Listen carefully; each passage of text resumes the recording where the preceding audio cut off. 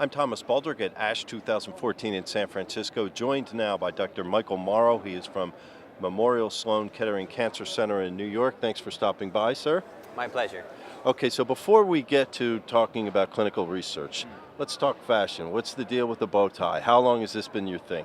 It's been a long time, and once you get started with something, I think people often expect it. I often get asked, "Do you own any long ties?" and in fact, I do. But so I think it's become associated with me. So I'm sure it helps you stand out with patients too.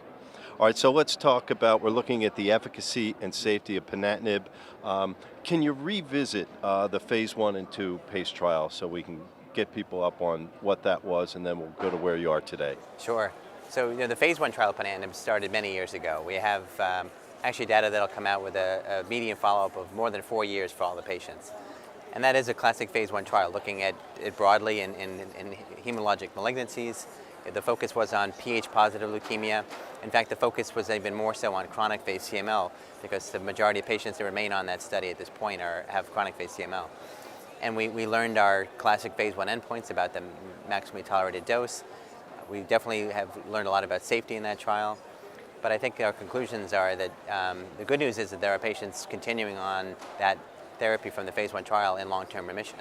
So despite all the things that we've needed to be more thoughtful about with Ponatinib, the phase 1 study is giving us good long-term data. The phase 2 trial was a much broader trial looking at a single dose in all phases of pH-positive leukemia, and there's kind of the same conclusions have been made. We see now 3 years of follow-up with patients in chronic and accelerated phase doing very well, patients with select mutations for various reasons doing very well. And we're asking very specific questions about mechanisms of action of side effects, the impact of side effects, how to best use Ponatinib.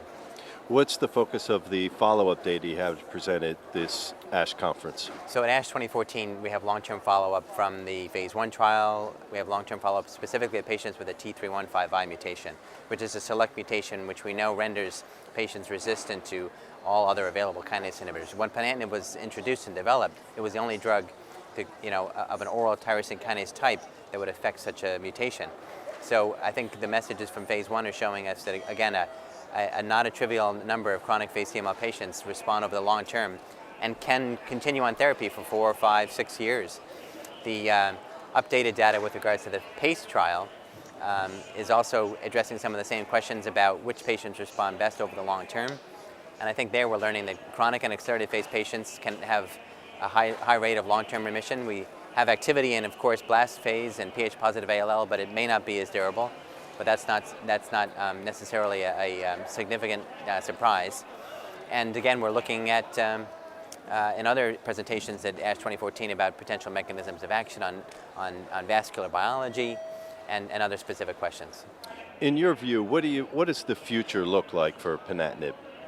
I think Ponatinib really has a place in the treatment of pH-positive leukemia. When a patient has very limited other options and they're facing risks of conventional chemotherapy, allogeneic stem cell transplantation as a required treatment, offering a highly effective oral agent that is generally well tolerated, aside from a fractionally increased and somewhat chronic risk of arterial occlusive events, that's an acceptable trade-off for many patients. I think proof of that was when Ponatinib was briefly held from us with regards to prescribing authority. There was a significant push for prescribing physicians to want to access the drug through single patient IND exemptions, meaning get the medication on a compassionate use from the manufacturer. So clearly there's an unmet need.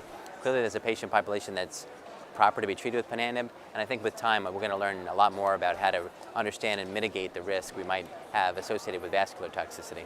Well, you'll be at the front of it. We wish you luck. Thank you. Thank you.